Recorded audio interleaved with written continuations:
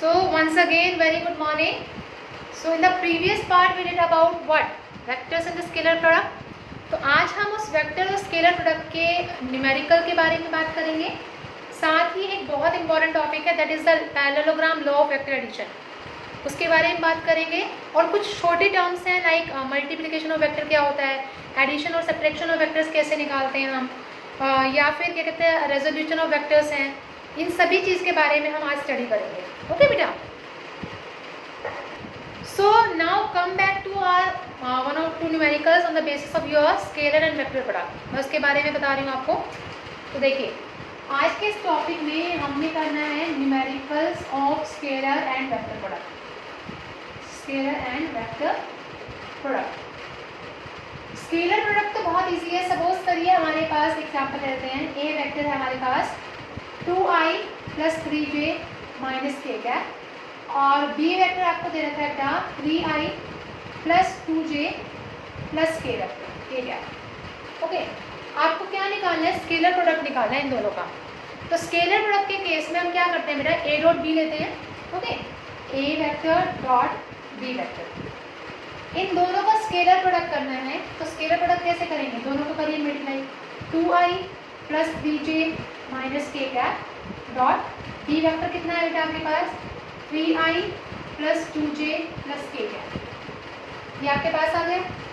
अभी मैंने आपको अपने प्रीवियस पार्ट में बताया था कि i डॉट i वो किसके इक्वल होता है? i डॉट i होता है बेटा आपका 1 के इक्वल. j डॉट j भी किसके इक्वल होता है? 1 के इक्वल.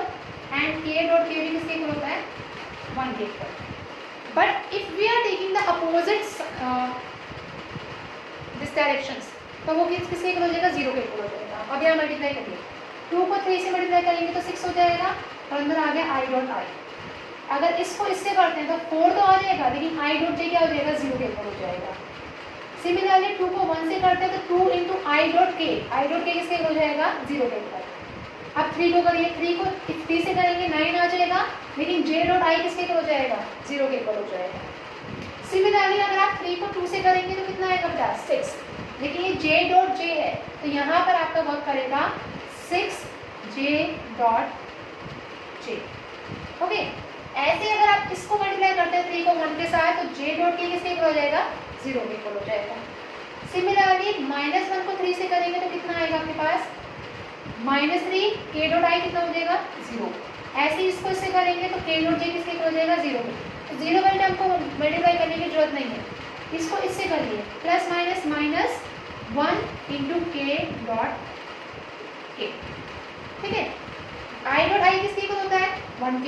j डॉट j किसके इक्वल होता है? 1k. k डॉट k किसके इक्वल होता है? 1k. तो जब आप इनको मल्टीप्लाई करेंगे तो आपके पास कितना आ जाएगा? 6 + 6 - 1 कितना हो गया बेटा? 12 - 1 दैट इज 11. तो आंसर कितना आ गया आपके पास? 11 is your answer.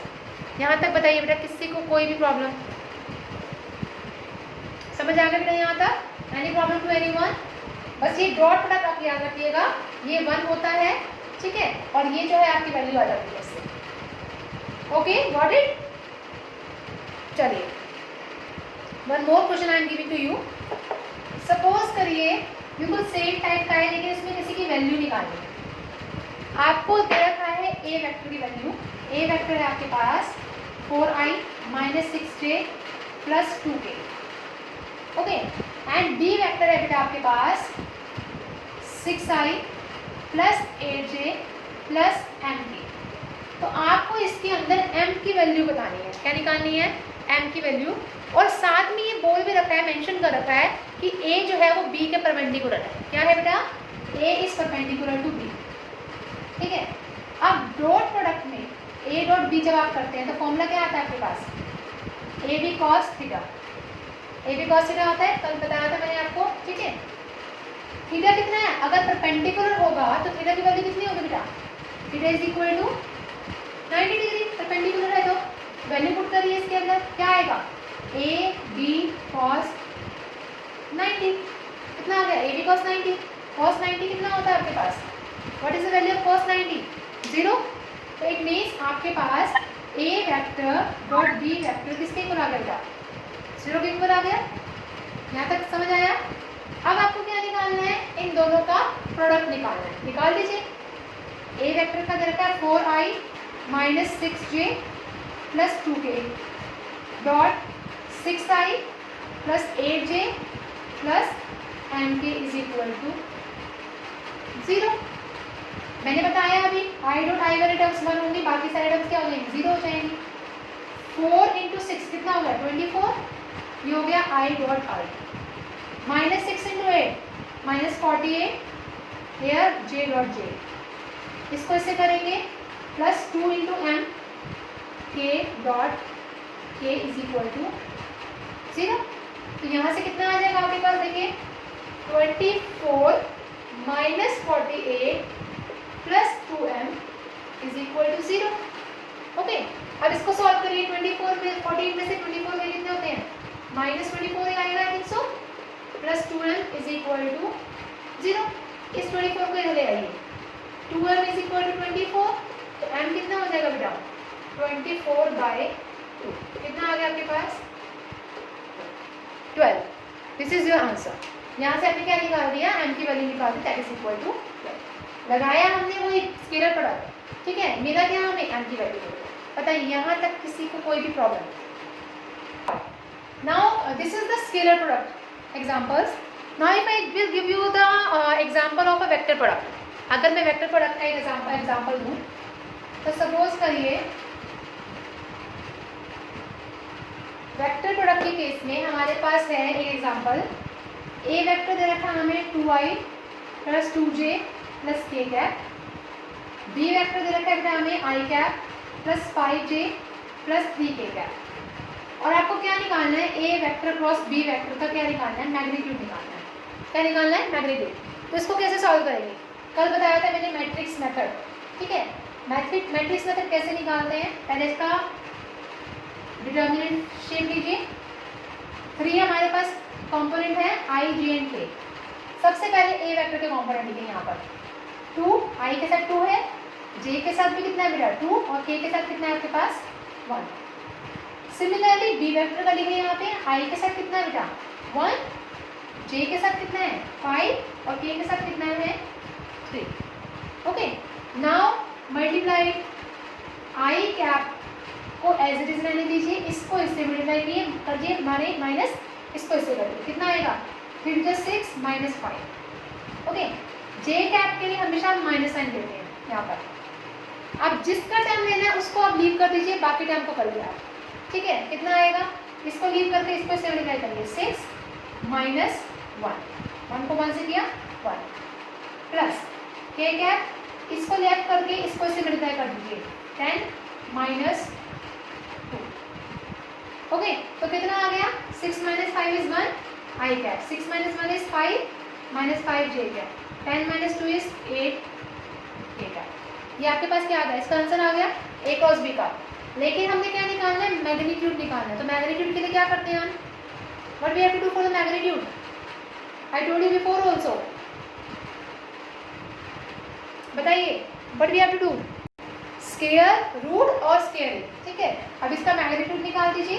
A vector cross B vector का अगर आपको मैग्नीट्यूड निकालना है तो आप क्या करेंगे? रूट ऑफ इसके जो भी आगे कंपोनेंट्स हैं उसको क्या कर दीजिए?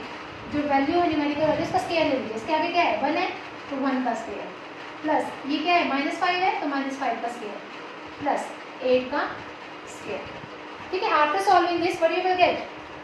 रूट ऑफ ये हो गया 1 प्लस 25 प्लस 64। इसको सॉल्व करिए, जो वैल्यू आएगी आपकी क्या हो जाएगा? उसका मैग्नीट्यूड हो जाएगा। बताइए यहाँ तक किसी को कोई भी problem? So your next topic is position and displacement vector. Position and displacement vector. अच्छा एक चीज बताइए, what do you mean by the term position? Position का मतलब क्या है? कोई प्लेस, कोई फिक्स प्लेस हो, है ना, किसी चीज़ का, उसको क्या बोलते हैं? पोजीशन बोलते हैं, है ना। मान लीजिए जैसे मैं अपनी जगह पर खड़ी हूँ, this is my position, I am standing in the in that rest position, so this is my position at rest, ठीक है। एक फिक्स प्लेस में मैं खड़ी हूँ, दैट इज माई पोजीशन। लेकिन अगर मैं डिस्प्लेसमेंट की बात करूँ, इट मीन्स मैं अपनी फिक्स पोजीशन से क्या कर रही हूँ? मूव कर गई, that is the displacement point. इसको क्या बोलेंगे बेटा? डिस्प्लेसमेंट। डिस्प्लेसमेंट होता है किसी बीच का शॉर्टेस्ट पाथ, लेकिन पोजीशन क्या होता है? एक फिक्स पॉइंट होता है। तो पोजीशन वेक्टर को समझाने के लिए मैं आपको एक ग्राफ शो कर रही हूँ। सपोज करिए मेरे पास ये ग्राफ है, ठीक है, और ये ग्राफ मैंने ले लिया x और y, टू एक्सिस के बीच में x और y, ठीक है, O पॉइंट पर। अब मैंने क्या करना है, सपोज करिए I am at this point, P point पे हूँ, ठीक है, और मेरा जो पोजीशन है O से लेकर P पॉइंट तक का, लेट इट बी R1, क्या ले लिया हमने? R1 ले लिया। This R1 is known as the position vector from O point to P point. O से P पॉइंट तक का हमारे पास क्या है? This is known as the position vector. अब क्या हुआ, सपोज करिए मैं P पॉइंट से Q पॉइंट तक आई और मैंने कुछ पाथ डिस्प्लेस किया। मान लीजिए मेरा Q पॉइंट यहाँ पे लाई कर रहा है, ठीक है, तो Q पॉइंट तक मेरा जो पोजीशन वेक्टर हुआ वो क्या हो गया? R2 vector. क्या हो गया? R2 vector. अब P पॉइंट से Q पॉइंट तक जब हम चले तो इट मीन्स मैंने कुछ पाथ डिस्प्लेस किया, कवर किया, है ना? P से Q तक क्या किया मैंने? कुछ डिस्प्लेस किया। तो यहाँ क्या मैं ये बोल सकती हूँ कि अगर मैंने डिस्प्लेस किया तो मैं R2 माइनस R1 या फिर R1 माइनस R2 लिख सकती हूँ इसको? ये तो होगा, बड़े में से छोटे को माइनस कर दो। ये शॉर्टेस्ट पाथ हो गया आपका। ये पहले R1 का कवर किया, फिर Q तक R2 कवर किया, तो ये पाथ कितना हो गया आपके पास? R2 माइनस R1 या R1 माइनस R2, ठीक है। तो ये जो पाथ होता है PQ, that is known as your displacement vector. इसको क्या बोलते हैं बेटा? This is known as your displacement vector. Displacement vector is the shortest path, ठीक है, shortest path which is covered by an object. Displacement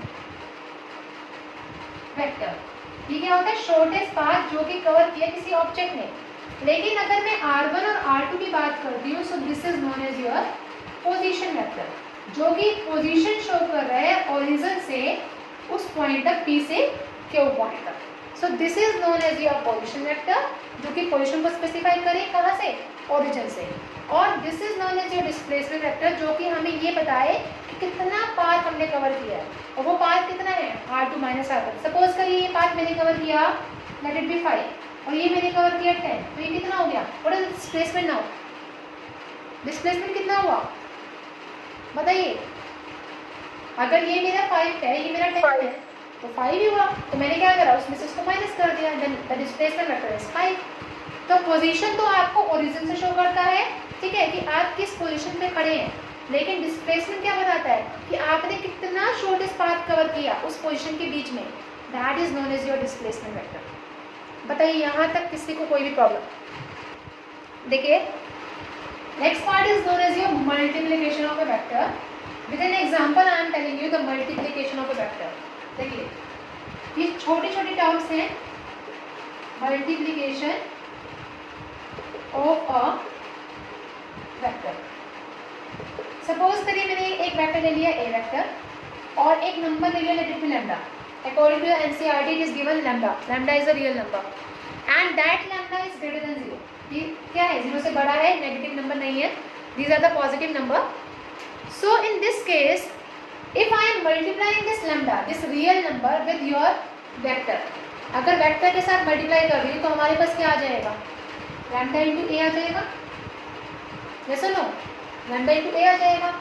अब अगर लैम्डा सपोज करिए हमने ले लिया ए वेक्टर को 2 से मल्टीप्लाई करना है, सपोज है, अगर ए वेक्टर को हमने किससे मल्टीप्लाई करना है? 2 से मल्टीप्लाई करना है, 2 से, तो हमारे पास वेक्टर क्या आ जाएगा? 2 वेक्टर आ जाएगा। लैम्डा किसके इक्वल हो गया? 2 के इक्वल हो गया, और ये ए वेक्टर हो गया हमारे पास। This is the multiplication part. अगर मुझे लैम्डा को किसी 3 से मल्टीप्लाई करना है तो हमारे पास आंसर क्या आएगा? 3 वेक्टर हो जाएगा। लेकिन अगर वही हमारे पास नेगेटिव आ जाए, कोई नेगेटिव नंबर आ जाए, तो नेगेटिव नंबर के लिए क्या करेंगे? नेगेटिव नंबर के लिए क्या होगा? सपोज करिए -1 हो गया हमारे पास नेगेटिव नंबर, तो नेगेटिव नंबर के केस में हमारे पास जो मल्टीप्लिकेशन वेक्टर का वो आएगा, वो क्या आएगा? -1 इंटू ए वेक्टर, ठीक है। पॉजिटिव के लिए लैम्डा ए, नेगेटिव के लिए माइनस लैम्डा इंटू ए। सपोज करिए 1 लिया तो हमने क्या लिया? -1 इंटू ए वेक्टर। 5 लिया, -5 इंटू ए वेक्टर, ठीक है। पॉजिटिव था तो डायरेक्शन किस डायरेक्शन में होगी? 2a वेक्टर, 2a वेक्टर, ठीक है। ए वेक्टर यहाँ पे था हमारा, तो 2a वेक्टर क्या हो गया, उससे डबल हो गया मैग्नीट्यूड में, और 2a वेक्टर इस डायरेक्शन में, सेम डायरेक्शन में लाई करेगा। लेकिन अगर हम नेगेटिव की बात करते हैं, सपोज करिए नेगेटिव a इस डायरेक्शन में, लेकिन नेगेटिव साइन आ गया तो अपोजिट डायरेक्शन आ गई, तो नेगेटिव 1a किस लाई करेगा, यही आएगा आपके पास नेगेटिव 1a, माइनस 5a कहाँ लाई करेगा आपका, उसी डायरेक्शन में, -5 इंटू, इट मीन्स मैग्नीट्यूड जो है वो भी चेंज हो जाएगा और आपकी डायरेक्शन भी क्या हो जाएगी, चेंज हो जाएगी। So this is known as your multiplication of a vector, कि अगर हमने किसी भी वेक्टर को किसी से मल्टीप्लाई कर दिया तो वो हमारा क्या कराएगा, मल्टीप्लिकेशन कराएगा, चाहे वो 1 हो, चाहे वो 2 हो, चाहे वो 10 क्यों हो, ठीक है। और डायरेक्शन आपको देखनी है, अगर नेगेटिव साइन है तो डायरेक्शन अपोजिट डायरेक्शन में आएगी, अगर पॉजिटिव साइन है तो डायरेक्शन कहाँ जाएगी, उस डायरेक्शन में जाएगी। This is known as your multiplication of a vector. So in this part I am telling you about the addition and the subtraction vector. Addition और subtraction दोनों पार्ट में शो कर रही हूँ। अगर आपके पास ये वेक्टर है बेटा a वेक्टर, ये वेक्टर है b वेक्टर, तो उसका रिजल्टेंट आ गया a प्लस b वेक्टर। लेकिन अगर आपके पास आता है बेटा सब्ट्रैक्शन ऑफ ए वेक्टर, तो सब्ट्रैक्शन ऑफ वेक्टर में आप क्या करते हैं, सपोज करिए आपके पास a वेक्टर पॉजिटिव है, b वेक्टर भी इस डायरेक्शन में पॉजिटिव है, लेकिन b वेक्टर के अपोजिट हमने एक और वेक्टर ले लिया that is minus b vector, ठीक है। तो अब हमें शो करना है अपने फिगर के अकॉर्डिंग कि a माइनस बी वेक्टर कैसे शो करेंगे आप रिजल्टेंट में। तो सबसे पहले आप क्या लेंगे, पहले a वेक्टर ड्रॉ करिए, ये आपके पास हो गया a वेक्टर। b वेक्टर क्या है, इसके टेल से स्टार्ट, देखिए इसके हेड से ये टेल स्टार्ट होगी, ये हो गया आपका b वेक्टर, और रिजल्टेंट क्या हो गया इसका, इन दोनों का रिजल्टेंट हो गया बेटा a vector plus b vector, ये तो प्लस का था case. Now I have to talk about what, negative vector. तो नेगेटिव वेक्टर में हम क्या लेकर चलेंगे इस केस में, देखिए माइनस बी वेक्टर था तो माइनस बी वेक्टर कहाँ लाई करेगा, इस डायरेक्शन में लाई करेगा, this is known as your minus B vector in this direction. Okay, अब हमें क्या दिखाना है, रिजल्टेंट शो करना है, ए वेक्टर हो गया, बी वेक्टर हो गया, अब इसका रिजल्टेंट यहाँ से लाई करेगा, this is the resultant, A vector positive है, बी वेक्टर नेगेटिव है, तो आपके पास रिजल्टेंट क्या आ जाएगा, A vector plus of minus B vector लिखेंगे, तो it is equal to A vector minus B vector.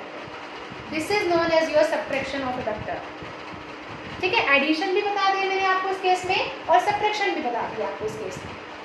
Okay, तो यहाँ से हमने क्या देख लिया, एडिशन और सब्ट्रैक्शन दोनों वेक्टर शो कर दिए हमने, जो कि हमें क्या बता रहा है कि एडिशन ऑफ वेक्टर क्या होता है और सब्ट्रैक्शन ऑफ वेक्टर क्या होता है। So बच्चा, this is all about today's part. In the next part we will do the parallelogram law of vector addition, triangle law of vector addition, resolution of vector, जो कि most important part है, ठीक है। Then after that we will do the projectile motion. So please watch this video till the end. If you find any of the difficulty, then please let me know on the YouTube channel, as well as on you can comment us on the email ID, that is ledeclasses@gmail.com. And as well as online and offline tuitions are also available on LED classes. So if you want, then you can comment us on the email ID, and after that you will be enrolled in our classes. Thank you so much for your patience.